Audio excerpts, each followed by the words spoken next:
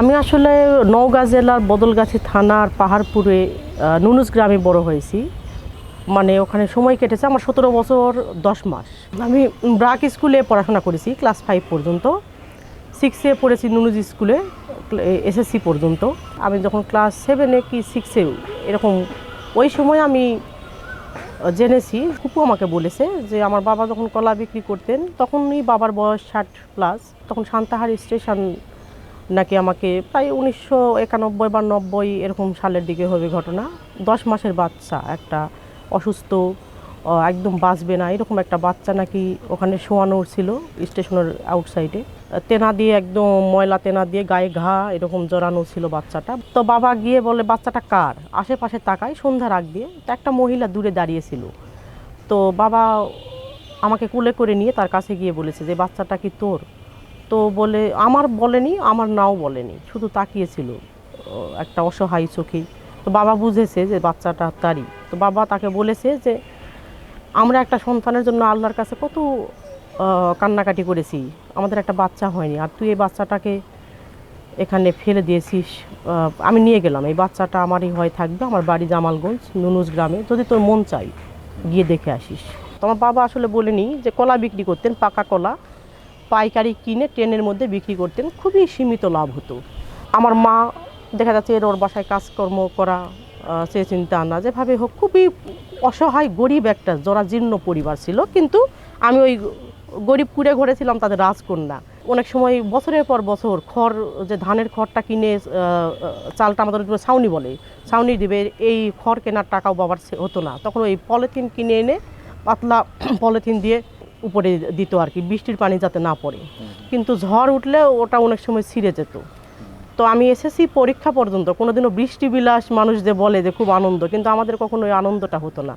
রাতের বেলা খুব ঝড় বৃষ্টি হচ্ছে, আমি ঘুমিয়ে আছি, বাবা ঘরের মধ্যেই ছাতা মেলায়, মাথার উপর আমার ছাতা ধরে আছে। আবার মানে তুই ঘুমা ঘুমা তুই উঠিস না, তোর ঘুম নষ্ট না হোক। আমার বাবা মানে বাবা আমার একদম আত্মা। আমার মাও ভালোবাসতে, খুব ভালোবাসে, কিন্তু আব্বার স্মৃতিটা ভুলার মতো না। বাবা মা আমি খুব ভালোবাসা পেয়েছি। আমি কখনো বুঝতে পারিনি যে তারা আমার পালিত বাবা মা বা আমি তাদের পালিত সন্তান, এটা কোনো সময় আমি এক মুহূর্তের জন্য বুঝিনি। আব্বা কলা বিক্রি করতে যেতেন, আমি বলতাম বাবা আমি যাব, 1-2 স্কুলে যাই এরকম, বাবা আমাকে সঙ্গে করে নিয়ে যেতেন। রানীনগর স্টেশন আমার খুব স্মৃতির স্টেশন, বাবা বেশিরভাগ কলা বিক্রি করতেন রানীনগর। বাবা কলা বিক্রি করতো, আমি আব্বা আমি আমার ছোটোবেলার থেকে আব্বা তুই বলতাম, মানে আমাদের ওইদিকে তুই ভাষাটা খুব ছিল আর খুব আদরের ছিলাম। তো আব্বা তুই কয় হালি কলা বেচলু? তো আব্বা বলতো মা 4 হালি। কয় টাকা দিয়ে বেচলু? 3 টাকা করে। মা 3-4 12 টাকা। তো মানে অঙ্কগুলো এইভাবে বাবার কাছ থেকে জানা। তো কয় টাকা দিয়ে কিনেছিল আব্বা? 8 টাকা দিয়ে, 2 টাকায় হালি কিনেছিল। তাহলে লাভ হলো কয় টাকা? বলে 4 টাকা। এখন ওই 4 টাকা আমাকে দিয়ে আমি জিনিস খাই। এই বলে বাবার সারাদিনের যে ইনকামটা আমাকে আইসক্রিম, এই আমরা 12 ভাজা রুটি আমাকে খাওয়ায়ে এমনও হতো 1 কেজি 1/2 কেজি চাল কিনেলে বাড়ি ফিরতো। খুব মানে ওটাই তাদের ছিল আনন্দের, কোনো সঞ্চয় বলে ঘর কিছু করতে হবে কিচ্ছু ছিল না তাদের মনের মধ্যে। কলা বিক্রি শেষে আমি খুব পাতলা ছিলাম, তো বাবা ওই খালি ডালিটা, তো ওই ডালির উপর বাবা আমাকে বসায় নিত, বসে বলতো মা ভালো করে ধর, কান্দা ধর, আর ওদিকে উত্তরাঞ্চলের ভাষা। তখন আমি ওই কলার ডালির 2 কান্দা ধরে রাখতাম, তখন বাবা কলার ডালিটা মাথায় নিত আর আমি বাবার মাথার উপর ওই ডালিতে বসে থাকতাম। মানুষজন দেখে হাসতো, এই বয়সে তোমার এইরকম। ওনাকে বেশিরভাগই বলতো নাতনি নাকি, তো বাবা বলতো নাতনি না, আমার মেয়ে। খুব আদরেই মানুষ হয়েছে ওখানে। ক্লাস 6-এ উঠে যখন অ্যাসেম্বলিতে আমাকে ড্রেস ছাড়া দাঁড়াতে দিচ্ছিল না, তখন বাবাকে একদিন বললাম বাবা আমার ড্রেস লাগবে। তো আব্বার আসলে খুব অসহায় অবস্থায় ছিল, ড্রেসটা কিনে দিবে টাকা ছিল না। তো কী মনে করে জানি না ওই মহিলার সাথে মনে হয় বাবার যোগাযোগটা ছিল, খোঁজ খবর হতে নিত। তো বাবা বললো আমার একটা ধর্ম বোন আছে, আমাদের ওইদিকে বলে পাতানো বোন বলে। তো বলে যে তোর ফুপু হয়, চল তোর ফুপুর কাছে তোকে নিয়ে যাই। ওনার কাছে নিয়ে আসলো। তো উনি আমাকে দেখে দৌড়ে এসে নিল, বুকের সাথে নিল।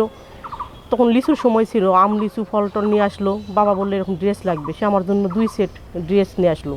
তো ওই দিন আমি প্রথম 7-এ কি 6-এ ওনাকে দেখছি। তো তারপরে থেকে ওনার সঙ্গে দেখা হয়েছে এবং 200, 500, 100 এরকম হাতে দিত, আমি না নিলেও আমার হাতে দিত যে দিও। ওনাকে একদিন জিজ্ঞেস করেছিলাম যে আপনি আমাকে দয়া করে একবার বলেন যে ইচ্ছা হয়তো মানুষের যে কে আমার বাবা বা কে আমার জন্মদাতা, এটা খুব ইচ্ছা হয়। আমি তাকে কিচ্ছু বলবো না, আমাকে বলেন। মুখস্থ গড় গড় গড় গড়কে বলার মতন বলে দিল যে আমার খালাতো ভাইয়ের সাথে বিয়ে হয়েছিল, সে মারা গেছে, তারপর তোমাকে নিয়ে আমি চলে আসি সান্তাহার, আমার বাড়ি ছিল নোয়াখালী। তারপরে তোমাকে নিয়ে যখন আমি খুব কষ্ট করতেছিলাম, আমার চলতেছিল না, তখন তোমার বাবাকে আমি পালক দিয়েছি। আমার কেন জানি মনে হলো যে মিথ্যা বললো, আমার মনটা মানে বললো, তখন আমি ওই নোট করে রাখলাম ওটা। 1 বছর পর তাকে বা 8 মাস পরে এরকম আবার জিজ্ঞেস করেছিলাম যে যদি মিথ্যা হয় তার মনে থাকবে না ওটা। হ্যাঁ, তো যখন বললাম আশ্চর্য হলাম যে সে সম্পূর্ণভাবে আমাকে অন্য একটা গল্প শোনালো। আমার খুবই কষ্ট পেলাম, তখন আমি শিওর হয়ে গেলাম যে আমার ধারণাটাই ঠিক, সে আমাকে মিথ্যা বলেছিল। সেই সময় আর একটা গল্প শোনালো। তো যাই হোক, 3বার আমি প্রশ্ন করেছি, 6 মাস 8 মাস 1 বছর মানে পার্থক্যে সে 3বারে 3 রকম গল্প বলেছে আমার কাছে। লাস্টের দিন আমি তাকে খুব চরম করে ধরলাম এবং বেশ কটু কথা বললাম যে কেন আপনি আমাকে মিথ্যা কথা বলেন। তো সে কেন জানি না হঠাৎ করে আমার 2 হাত ধরে একদম বাচ্চার মতো কান্না করে দিল।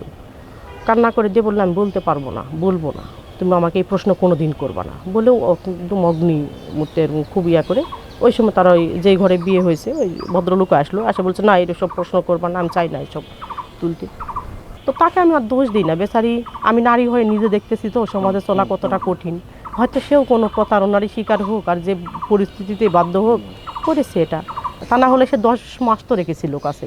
আগে মাকে আমার নিজের মাকে গর্ভধারিণী মার উপর খুব রাগ হতো যখন আমি অবুঝ ছিলাম। তখন এসে আমি তাকে মাফ করে দিয়েছি, মনে হয়েছে যে এটাই হয়তো সৃষ্টিকর্তা চেয়েছেন যে এই বাবা মার কোনো সন্তান নেই, আমি তাদের লাঠি হলাম, তাদের সেবা দিতে পারলাম। তখন এসে আমার আর কোনো আগ্রহ নাই, আমার নিজের বাবাকে নিজের মাকে কিচ্ছু জানার ইচ্ছা নাই। আমি চোখ বন্ধ করলে আমার ওই যে কলার ডালি মাথায় নিয়ে বাবা আমাকে নিয়ে আসতো, আমি ওই বাবাকে ছাড়া আমি কাউকে দেখতে পাই না। আমার বাবা এখন নেই, 4 বছর হলো মারা গেছে ক্যান্সারে।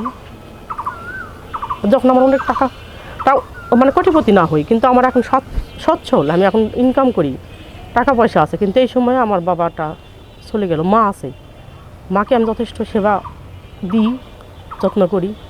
তা আমি এখন যখন আমার খুঁজি যে মনে হবে যে আমার মা নিজের বাবাকে খুঁজতে গেলে আমার মনে হয় একটা অপরাধ বোধ মনের মধ্যে জাগে, মনে হয় আমার বাবা যেন কষ্ট পাচ্ছে, আমার যে আমি কি বাবা না। আমার আর ইচ্ছা নেই আর কিছু না।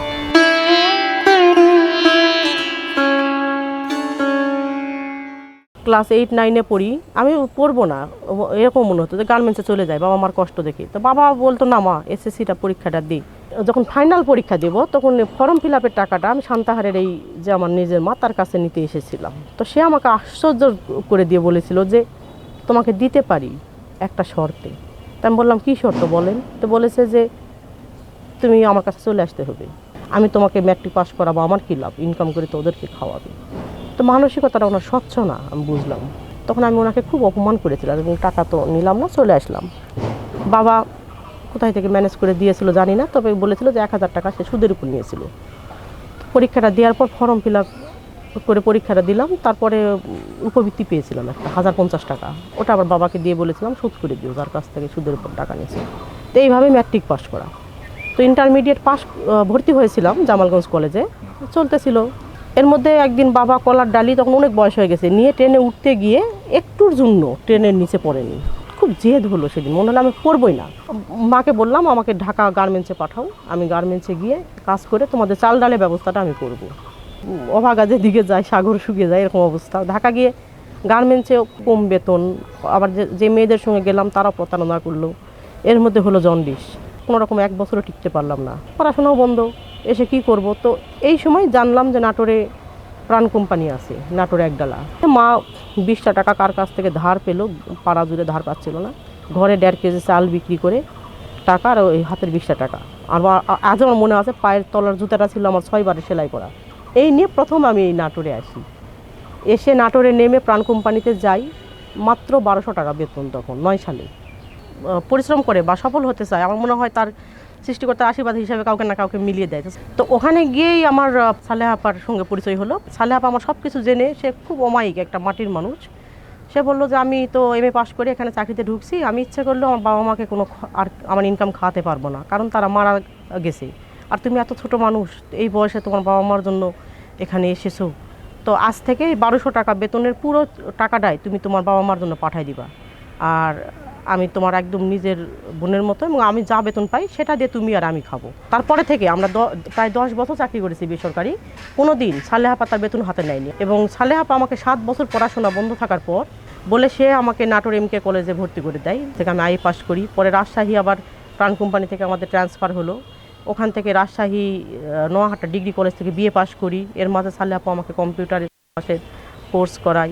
মানে আমার জীবনের বদলটা সালেহাপার সহযোগিতাই হয়েছে। আমরা 10 বছর প্রায় একসঙ্গে চাকরি করার পর সেখান থেকে সঞ্চয় করেছে সালেহাপু, আবার বলছে সঞ্চয় 500 টাকা করে হলেও মাসে সঞ্চয় করব। এখন আমরা একসঙ্গেই আছি সালেহাপু আমি। পরবর্তীতে প্রাণের চাকরিটা ছেড়ে দিলাম, ছেড়ে দিয়ে আরেকটা নতুন কোম্পানিতে ভালো বেতনে জয়েন করেছিলাম। কিন্তু সেই কোম্পানিটা কিছুদিন যাওয়ার পর করোনার একটা সমস্যা হলো, এর মধ্যে কোম্পানির মালিকেরও ব্যক্তিগত প্রবলেম দিয়ে ওই চাকরিটাও আমার করা হলো না। চাকরি খুঁজতেছি, পাচ্ছিলাম না। করোনার মধ্যে এমনিতেই তখন চারিদিকে ভয়াবহ অবস্থা। এর মধ্যে আমাদের সালেহাপার বড় ভাই আম বাগান নিয়ে ছিল, 12 বিঘার একটা দান। তো বাগানে সেবার আম হয়েছিল অনেক, কিন্তু করোনার মধ্যে আমের অবস্থা খারাপ, সেবার খুবই দাম কম। তো আমার ফেসবুকে ফ্যান ফলোয়ার যারা ছিল, আমি আম বাগানে গিয়ে লাইভ দিলাম প্রথম, যে আমাদের বাগানের টাটকা ফ্রেশ আম আমরা দেবো, যদি আপনারা কেউ নিতে চান নিতে পারেন। খুব সরলভাবে একটা ভিডিও করলাম। তো অবাক করার বিষয় যে প্রথম 1 মণ আমের অর্ডার করলো। তো ওইভাবে আম বিক্রি করতে পুরো বাগানের আম বিক্রি হয়ে গেল ভাইয়ের, কিন্তু আমের অর্ডার পড়তে থাকলো। তখন আমি বানেশ্বর বাজারে গেলাম, সেবারে আমের ব্যবসাটা পুরো একটা বছর করে 70,000 টাকা লাভ আসলো আমার। তো ওই টাকাটা হাতে রেখে ভাবলাম তো আর কি করা যায়, তখন খেজুরের গুড়ের ব্যবসাটাও শুরু করলাম। এবং মানে খুবই একটা আনন্দের কথা যে গুড়ের ব্যবসা তো আমি সফল এবং খুব ভালো লাভ আসলো। আমের ব্যবসা চাইতেও একটু বেশি আসলো, কাস্টমারও বাড়লো। তখন আমার ওই ব্যবসার পরিধিটাও বাড়াতে লাগলাম। গাছের চারা এর মধ্যে নিয়ে আসলাম, মধু, ঘি, চালের গুঁড়ো, এখন তো আমার মরিচের গুঁড়ো, হলুদের গুঁড়ো সবই আমার যাচ্ছে। এখন আমি মনে করতেছি যে বাংলাদেশের নয়, সারা পৃথিবীর সেরা ধনীদের মধ্যে আমি একজন ধনী। এবং সেটা কিভাবে, অর্থ সম্পদের দিক থেকে বলেন আর যে দিক থেকে বলেন সেটা আমি এক্সপ্লেন করতেছি। যে একজন মানুষের যদি 8 কোটি টাকা হাতে থাকে, কিন্তু তার চাহিদা যদি 10 কোটি হয়, তাহলে সে আরও 2 কোটি টাকার অভাবী। তার মানে সে কোটিপতি হয়েও অভাবী। কিন্তু আমি তো 20 টাকা নিয়ে হাতে চলা মানুষ, আমার হাতে যখন 10,000 আসে, আমি মনে করি এটা হিউজ পরিমাণ টাকা আমার কাছে। যখন আমি সন্তুষ্ট হব, তখন তো আমি অবশ্যই সচ্ছল এবং ধনী। যারা সফল হতে চান অনেকে কিন্তু বলবে আপনাকে যে এটা করা ঠিক হবে না, এটা ইগোটাকে আপনারা ঝেড়ে ফেলবেন, একদম ঝেড়ে ফেলবেন। ইগোই হলো বড় সমস্যা। ইগোকে রাখবেন না, দেখবেন সফল হবেন। না, আমার কোনো টার্গেট নেই। আমি শরতের মেঘের মতো, আমাকে ভাসতে ভাসতে যেখানে সৃষ্টিকর্তা নিয়ে যাবে আমি সেখানে যাবো, এবং আমার দ্বারা যা হবার সেটাই হবে।